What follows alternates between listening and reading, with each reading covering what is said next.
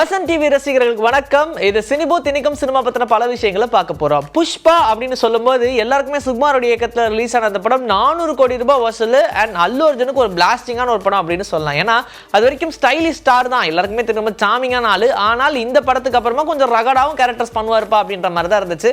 இந்த கேரக்டரை பொறுத்த வரைக்கும் இவரை தவிர வேற யாராலும் பண்ண முடியாதுன்ற மாதிரி அசத்தலான நடிப்பு காமிச்சிருப்பாரு. ஆனா இந்த திரைப்படத்தில் எதை பத்தி பேசினாங்களோ இல்லையோ டான்ஸை பத்தி எல்லாமே பேசினாங்க. அதுல ஒண்ணுதான் இந்த பார்வை கற்பூர தீபமா அப்படின்னு சொல்லி அப்படியே காலை ஒரு பக்கம் இழுத்துக்கிட்டே நடப்பாரு, ஆடுவாரு. அந்த ஸ்டெப்பு தான் ரொம்ப ஃபேமஸ் ஆச்சு.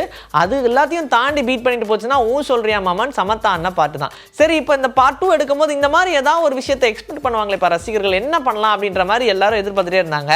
அந்த வரிசையில் சமந்தா கிட்டே மறுபடியும் போய் பேச்சுவார்த்தை நடத்தினான்னு கேட்கும்போது இல்லைங்க, ஒரு சொல்றியா மாமா மட்டும்தான் இருக்கணும், நான்லாம் வரமாட்டேன் இப்போதைக்கு அப்படின்ற மாதிரி சொல்லிட்டாங்க. சரி, வேற யாரை போடலாம் அப்படின்னு சொல்லி ஆலியா பட்டுக்கெல்லாம் கேட்டாங்க. அதெல்லாம் எதுவுமே ஒர்க் அவுட் ஆகல. சரி, இன்னும் தேடுதல்ல இருந்து ஒருத்தங்களை மட்டும் ஃபிக்ஸ் பண்ணி அவங்க கிட்ட இப்ப பேச்சுவார்த்தை நடக்குதான். திருப்தி டிம்ரி கிட்ட பேச்சுவார்த்தை இப்ப நடந்துகிட்டு இருக்கு. எஸ், அவங்களும் ஆல்மோஸ்ட் ஓகே தான், அவங்களும் ஆர்டர்னு சொல்லிட்டாங்க. ஆனா ஒரு இடத்துல சிக்கல் என்னன்னா, அதிகமான ஒரு சம்பளத்தை கேட்கறாங்களாம். ஆல்ரெடி சமந்தாவே இது கோடிக்கணக்கில் வாங்கினாங்க. பட் ஆனா அந்த லெவலுக்கு இல்லைனாலும் ஏதோ அதுல இருந்து ஒரு மார்ஜின் லெவலுக்காவது இவங்க கேட்கறாங்க அப்படின்ற மாதிரி சொல்றாங்க. அதன் காரணமா தான் இது இழுத்துக்கிட்டே இருக்கு, வேற ஒன்றும் கிடையாது. மித்தபடி என்னென்ன ஷூட்லாம் எடுக்கணுமோ அது எல்லாத்தையும் தொடர்ந்து எடுத்துக்கிட்டே தான் வந்துட்டு இருக்காங்க. ரொம்ப வேகமா நடந்துகிட்டு இருக்க ஒரு ஷூட்டிங் வேலை எல்லாம். இருந்தாலும் இவங்க சொல்ற ரேட்டுக்கு நம்ம கட்டுப்படி ஆக மாட்டேங்குது, கல்லா கட்டலி அப்படின்ற காரணத்தினால தான் அந்த பாட்டை மட்டும் அப்படியே ஷூட் பண்ணாம ஒதுக்கி வச்சிருக்காங்க.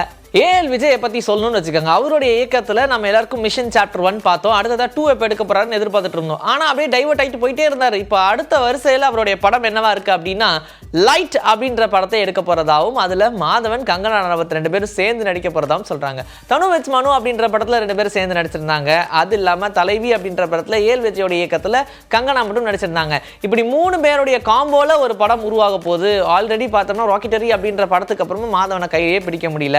நிறைய படங்கள் தொடர்ச்சி அவரும் நடிச்சு வந்துட்டே இருக்காரு. ஹிந்தியில் அதிகமாக கான்சென்ட்ரேட் பண்ண ஆரம்பிச்சிட்டாரு. அதனால இப்போ இந்த லைட் திரைப்படமும் ஹிந்தி தமிழ் அப்படின்னு சொல்லி 2 லாங்குவேஜ்லையும் உருவாக போகுது அப்படின்ற மாதிரி சொல்லியிருக்காங்க. சீக்கிரமாகவே இந்த படத்தை ரிலீஸ் பண்ணவும் பிளான் பண்ணிட்டாங்களாம்.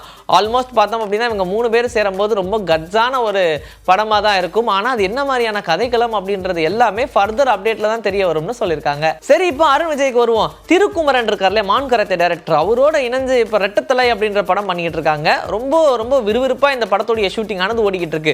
அருண் விஜய் ரீசெண்டாக நம்ம பார்த்தாலே 2 கெட்டப்லாம் பார்க்குறோம். ஏன்னா கிட்டத்தட்ட 2 கெட்டப்ல இந்த படத்தில் இருப்பாரோ அப்படின்ற மாதிரி ஒரு எக்ஸ்பெக்டேஷன் நமக்குள்ளேயே இருக்கு. வேற என்னென்ன மாதிரியான கதாபாத்திரத்தை பிளே பண்ணிருக்காரு அப்படின்றத பார்க்கறதுக்காக ஹீரோய் ரசிகர்களும் தனியாக வெயிட் பண்றாங்க. இந்த படத்தில் தானியா ரவிச்சந்திரன், சித்தித் நானி அப்படின்னு சொல்லி நிறைய நடிகைகள் நடிச்சிருக்காங்க.